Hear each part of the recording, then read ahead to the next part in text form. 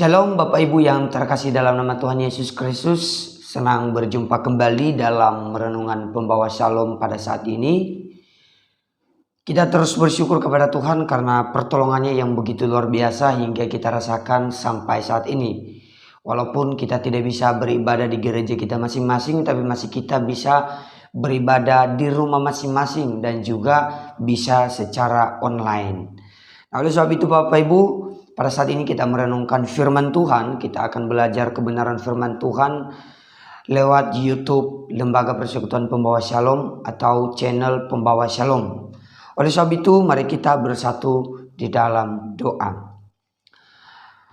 Kami bersyukur oleh anugerah-Mu dalam hidup kami Tuhan, hingga saat ini Tuhan terus memelihara kami.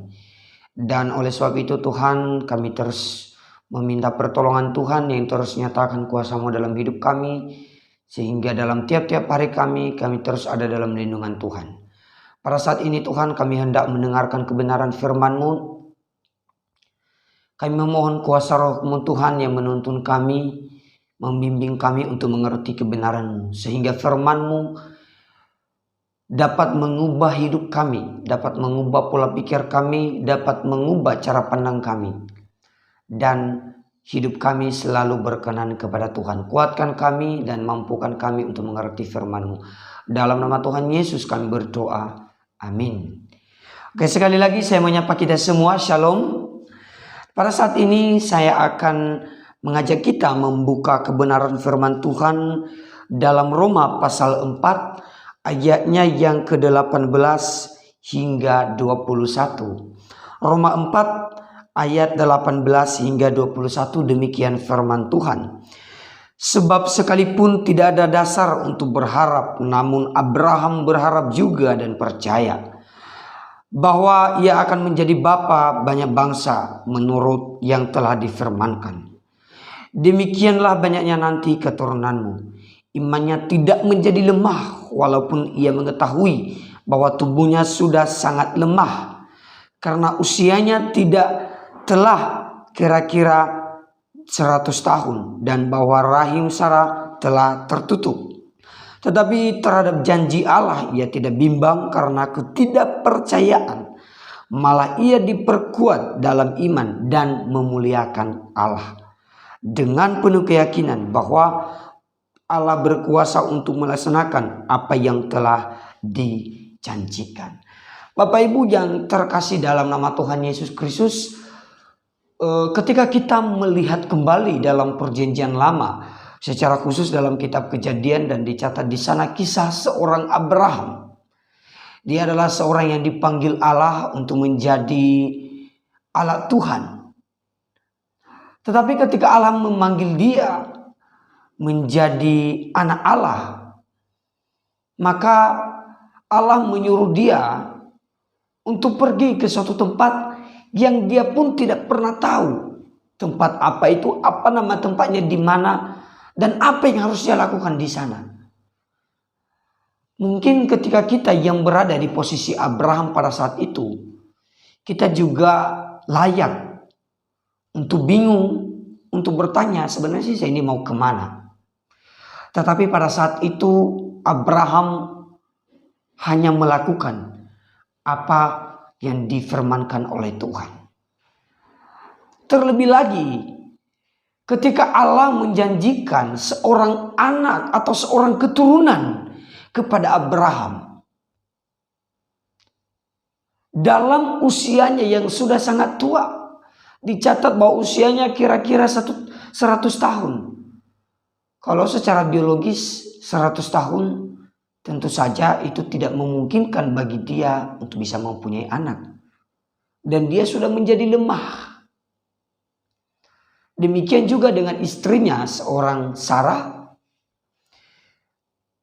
Dikatakan di sana bahwa dia pun mati haid. Sama juga kalau kita memperhatikan dari segi biologis, maka Sarah juga tidak mungkin mempunyai anak lagi. Jadi ini adalah suatu hal yang tidak mungkin bagi kita oleh manusia. Tetapi dalam firman Tuhan ini dicatat di sana bahwa justru seorang Abraham dia beriman kepada Allah sehingga hal itu terjadi. Dan tentunya kita tidak hanya melihat saja dari sisi Abraham, tetapi kita menilainya atau melihatnya kenapa semuanya itu terjadi, yaitu kembali kepada janji Allah, karena memang Allah yang telah berjanji. Nah, tapi mari kita melihat bagaimana iman seorang Abraham di tengah-tengah ketidakmungkinan itu, di tengah-tengah sesuatu hal yang membingungkan dan membuat dia harusnya menjadi lemah. Di sini dicatat bahwa secara fisik dia lemah, tetapi imannya tidak pernah lemah.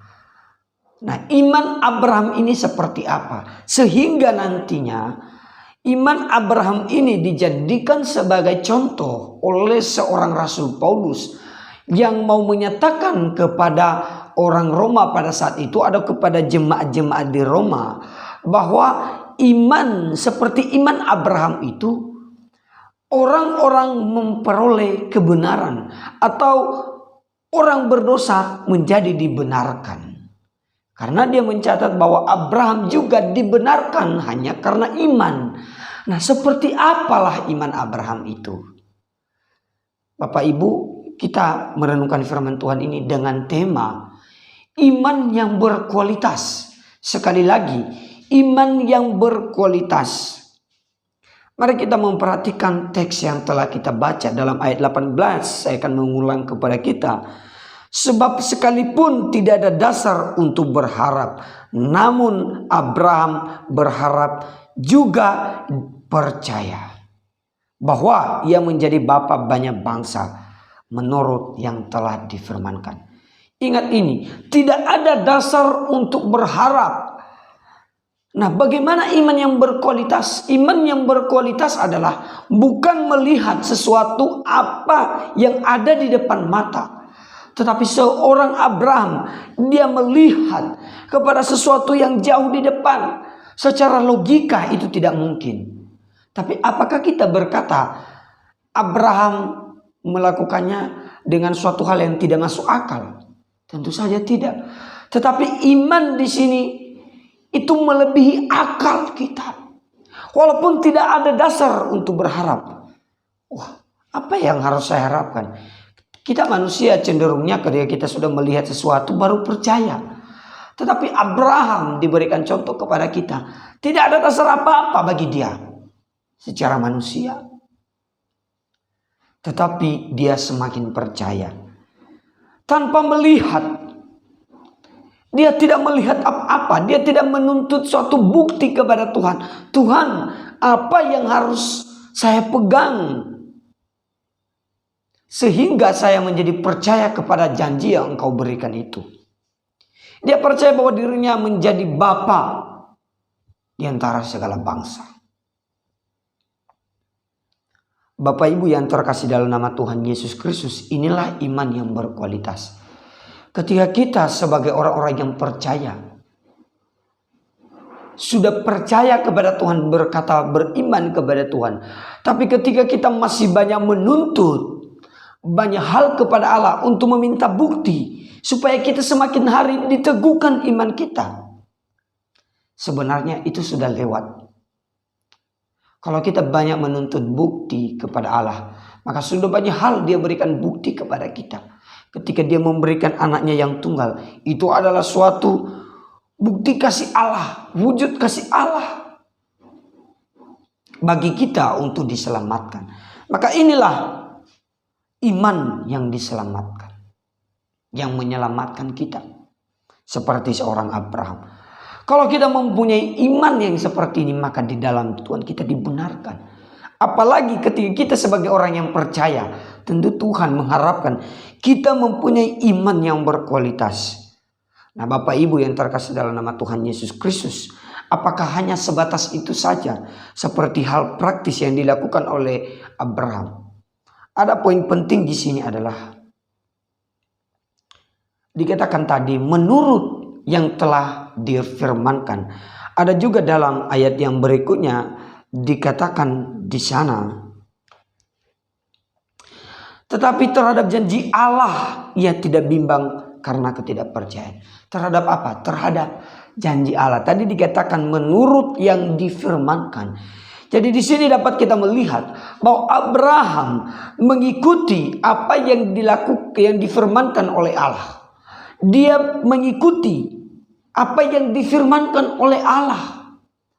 Dan kemudian dia hanya memegang kepada janji Allah. Nah, ini dua hal yang luar biasa Bapak Ibu. Yaitu firman Allah dan janji Allah yang ada di dalam firman-Nya itu. Ini adalah dasar yang dipegang oleh seorang Abraham untuk beriman kepada Allah. Kita yang pada saat ini telah menerima Alkitab sebagai firman Allah, yang kita imani ini adalah firman Allah. Di dalam ini ada begitu banyak firman Allah, mengandung janji-janji Allah. Tetapi kita sebagai orang percaya, pertanyaannya, sejauh mana kita mempercayai Allah di dalam firman-Nya, melalui janji-janji yang telah Dia berikan kepada kita melalui firman-Nya.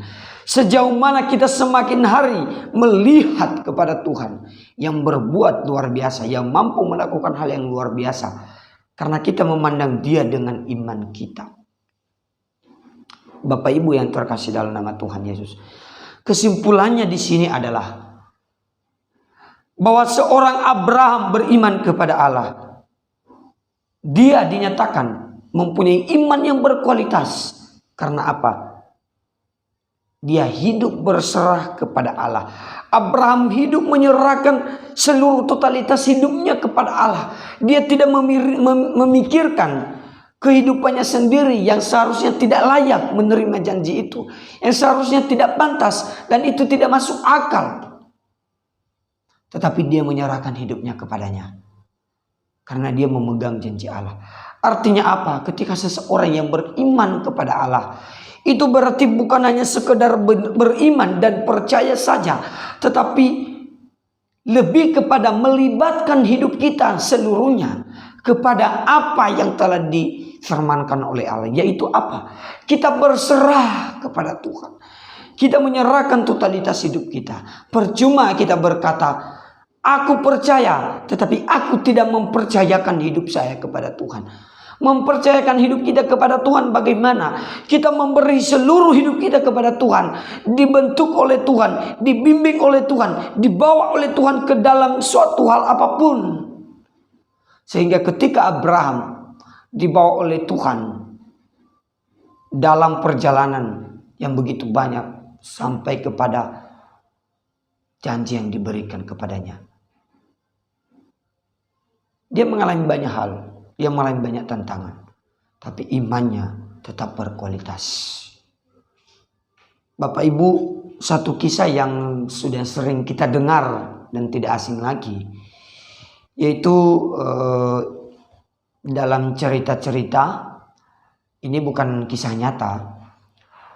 Seorang akrobat yang melakukan pertunjukan di suatu tebing, dia memasang sebuah tali dari antara tebing yang satu dengan tebing yang lain.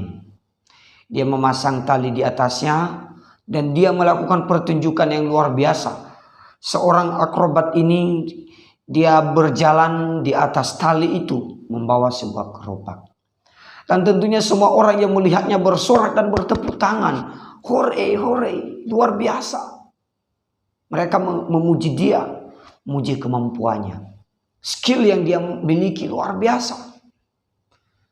Dia berputar sekian kali hingga pada saatnya dia bertanya, adakah di antara kalian yang mau ikut dengan saya dan naik di atas gerobak ini untuk saya bawa dari tebing yang satu kepada tebing yang lain?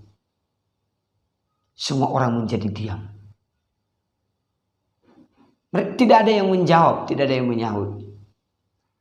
Tetapi tiba-tiba seorang dari antara orang banyak itu, seorang anak kecil berteriak, saya mau.